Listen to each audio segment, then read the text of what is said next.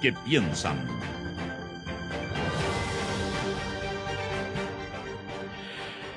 Son las 8:09 de la mañana.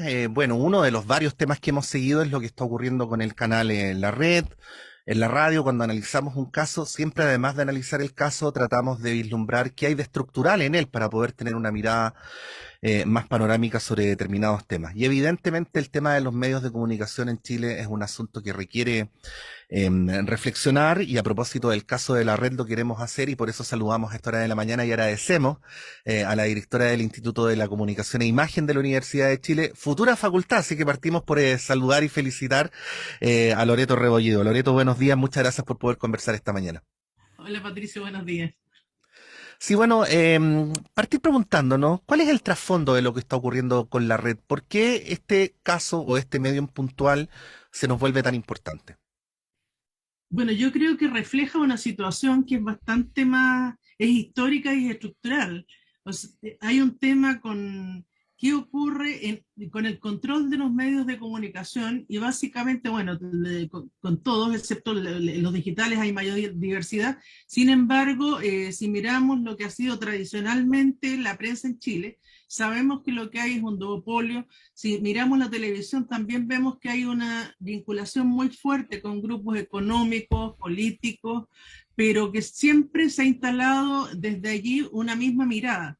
La red fue un poco de aire fresco que entró en términos de poner algo diverso, discursos diversos, pero la crisis también, la crisis por la cual está atravesando, también nos muestra que esos esfuerzos, si no tienen apoyos de otro orden, si no hay no se producen cambios a otro nivel, tienen muchas dificultades para poder sobrevivir.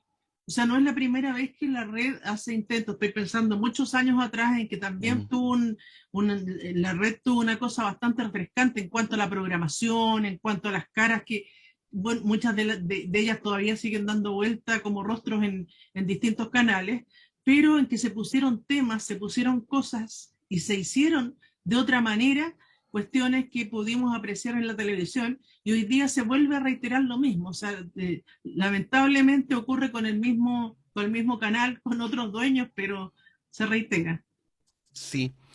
De lo que tú planteas, Loreto, uno podría llegar a la conclusión, es media tenebrosa la conclusión, pero la voy a decir y luego la pongo a tu interpretación, de que eso querría decir en Chile que la única manera de sobrevivir sin subsidio es teniendo una línea editorial afín al modelo imperante o a los intereses dominantes. ¿Estaríamos hablando de algo tan tenebroso como eso en la escena mediática actual en Chile? O sea, sin duda, yo creo que sí. La ¿Mm? publicidad es una cuestión que es esencial para la sustentabilidad de los medios, ya que no hay un Estado que garantice la diversidad de medios o que busca la manera, digamos, de asegurar que exista ese pluralismo. Entonces, ¿qué es lo que ocurre? Por supuesto, ¿quién puede poner la publicidad? ¿Quién tiene la capacidad económica de hacerlo? Y de una u otra manera eso incide en las pautas, en lo que se dice, lo que no se dice, etcétera, ¿no? Y por supuesto que eso va permitiendo que se construya un discurso bastante monolítico en torno a ciertos temas y que no aparezcan otras voces. Sí. No, nos encontramos con una circunstancia, Loreto, que yo diría que es doble. Por un lado, la Convención Constitucional ha discutido este tema. Este es un asunto que, además, aprovechemos de contar, viene siendo planteado desde las universidades y desde otras entidades desde hace mucho tiempo. Incluso hay entidades de la Universidad de Chile que han ido planteando este asunto. Pero al mismo tiempo también hay un gobierno que propone la creación de sistemas de medios públicos. Obviamente el periodo presidencial es largo, dura 4 años, pero es bueno a estas alturas empezar a hacernos esos planteamientos, ¿no? ¿Cómo miras tú ese escenario que podría dar cuenta de un futuro distinto, pero cuáles son las condiciones, ¿no? ¿Cuáles son las características que debería tener este cambio para que haya una mayor prevalencia de lo público en la estructura de los medios de comunicación en Chile? Yo creo bueno, nadie tiene en esto una bola de cristal para saber cómo podría, cómo podría funcionar mejor. Sin embargo, creo que una cuestión que es importante es, el Estado tiene una participación importante en términos de la publicidad. Y en general se suele poner esa en determinados medios, lo que de una u otra manera condiciona, pero no resuelve el problema. Por lo Mm. tanto, podríamos pensar el Estado de una u otra manera, ¿no es cierto?, asegura la publicidad que tiene que ver con políticas estatales, con eso, en diversos medios, de modo que no esté capturado por algunos de ellos, todo lo que se está difundiendo. Pero creo que más allá de eso hay otras cosas en las cuales también hay que poner la mirada. Eh, Me parece importante, más allá del tema de los medios también, qué pasa con los periodistas. O Ujú, sea, la crisis actual de la red tiene que ver con periodistas, con comunicadores, con personas que eh, esta crisis les ha afectado en términos de no percibir su sueldo. Hay una precarización de la labor periodística que es tremendamente fuerte. Y yo creo que ahí, sin duda, hay que hacerse cargo de eso también. Lo hemos visto en distintas circunstancias, desde el estallido social, en que fue muy evidente lo duro que fue para algunos periodistas salir a reportear a la calle y cómo ellos tuvieron que pagar el pato, por decirlo en términos coloquiales, ¿no es cierto?, respecto a lo que eran las líneas editoriales, sobre todo de la televisión. ujú, El caso más reciente, lo brutal que ocurrió en Mex, ¿no es cierto? sí. Y lamentablemente no son hechos aislados. Entonces también hay un tema que tiene que ver con la necesidad de garantizar la seguridad de los periodistas, porque eso también permite la libertad de expresión, pero por otro lado también hay un tema que tiene que ver con regular de cierta forma las relaciones laborales o las formas en las cuales eh, se contrata, se hace convenios en relación al periodismo. No es la primera vez, esta vez tenemos una crisis porque no se han pagado sueldos, pero ya Mm. hemos visto despidos fuertes en algunos canales, sabemos de despidos en medios. Entonces creo que el fenómeno es bastante amplio. ¿Sí? Tiene que ver Sí. con la estructura, pero también se puede entrar desde distintos lados a buscar soluciones. Sí.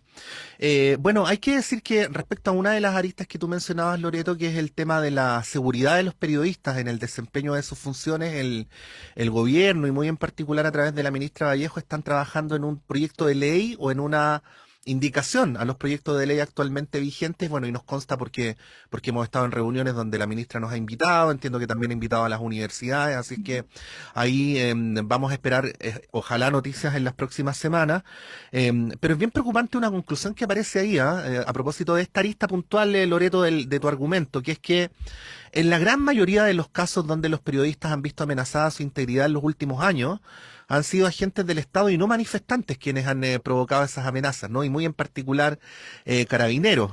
Quería preguntarte sobre eso también, porque parecería ser que incluso para representantes del Estado, el ejercicio del periodismo se vuelve como algo tan peligroso o tan indeseable que hay que acometer físicamente contra quien está cumpliendo esa función. ¿Qué decir al respecto? O sea, yo creo que justamente los que corren los riesgos son los que están cumpliendo la función del periodismo, que es la de denunciar, el mostrar lo que en general no se quiere, la ropa sucia, digamos, las cosas que no se quieren ver. En el caso de lo que señalas tú, de carabineros, que además no han sido los únicos que han atacado periodistas, ¿ah? O sea, Mm, estoy de acuerdo con que hay una línea en eso, pero también en el caso de Mex sí, fueron claro. civiles los del ataque, pero creo que hay, por supuesto, los que atacan a los periodistas lo que están tratando es de evitar que el periodismo cumpla su función, que es la de denunciar, que es la de visibilizar ciertas situaciones, ya sea de corrupción, de maltrato, de cosas que no deberían ocurrir. Ujú. Sí, bueno, estamos conversando a esta hora de la mañana con la directora del Instituto de la Comunicación e Imagen de la Universidad de Chile, Loreto Rebolledo. Loreto, bueno, esto tiene que ver con una estructura que se ha fraguado durante décadas.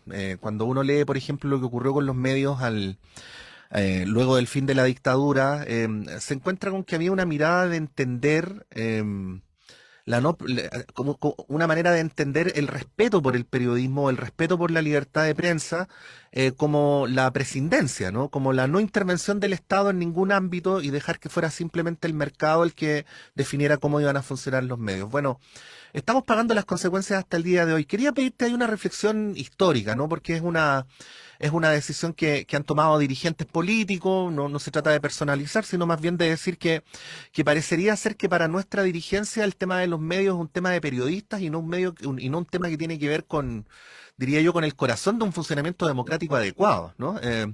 Si miramos lo que nos está pasando hoy en un contexto de lo que ha sido los últimos 35 años, ¿qué mirada podríamos dar?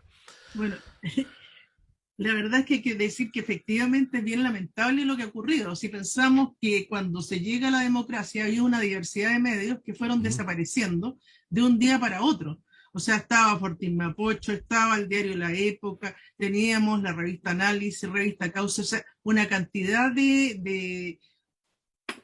una diversidad de medios que fueron desapareciendo porque no fueron teniendo no una política de Estado en relación a la comunicación, ni asegurar la libertad de expresión, la libertad de información.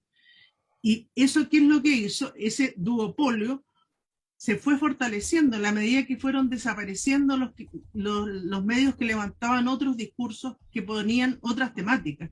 Y eso sin duda eh, dejó una marca que todavía la estamos pagando.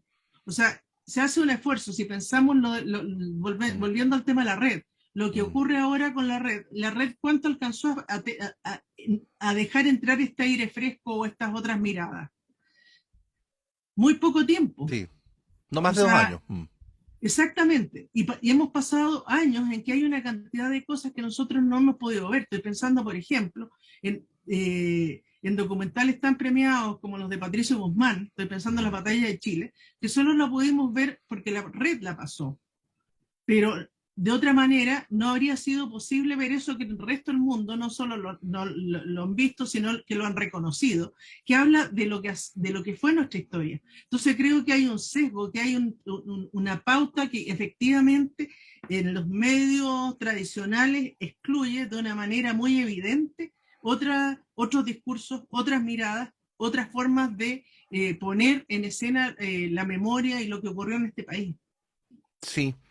Em, ¿Y qué rol le cabe o no le está cabiendo a la Televisión Nacional de Chile en todo esto? Porque Bueno, canal público tenemos.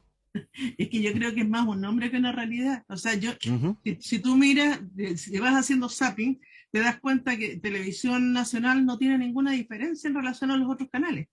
Respecto a lo que es su programación, respecto a lo que son sus líneas editoriales, uno no ve diferencia. En las mañanas, que es patético, en que puedes moverte de un canal a otro, puedes ver que casi es cadena nacional con ciertas temáticas. Muchas de ellas que tienen que ver con delincuencia, con insistir con ciertos temas, con reiterar ciertos discursos, que además van creando inseguridad en lugar de ayudar a resolver los temas que nos aquejan en este rato.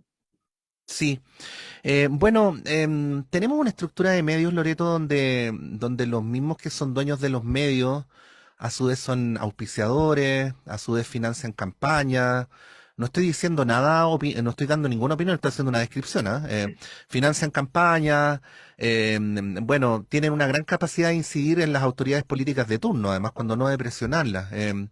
¿Cómo salimos de esto? Porque a mí me da la impresión que al final del día todo lo que estamos conversando tiene que ver con la acumulación de poder por parte de determinados sectores y por lo tanto con un problema de asimetrías de poder, no de un problema estrictamente mediático, aunque también lo es, ¿no? ¿Cómo salir de eso? Bueno, claramente el mercado no ha sido capaz de regular lo que fue el discurso de algunos en algún minuto respecto a los medios de comunicación. Creo que el Estado tiene que garantizar la diversidad y el pluralismo de los medios.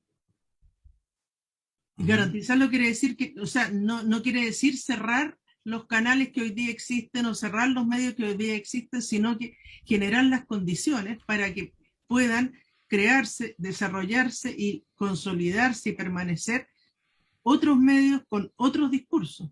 Porque actualmente, justamente como la publicidad es la mandante, todo lo está marcando el mercado y es obvio que los grupos que pueden, los grupos económicos, los sectores más pudientes que están en condiciones de poder generar auspicios, patrocinar programas, etcétera, etcétera, son los que van a instalar sus discursos.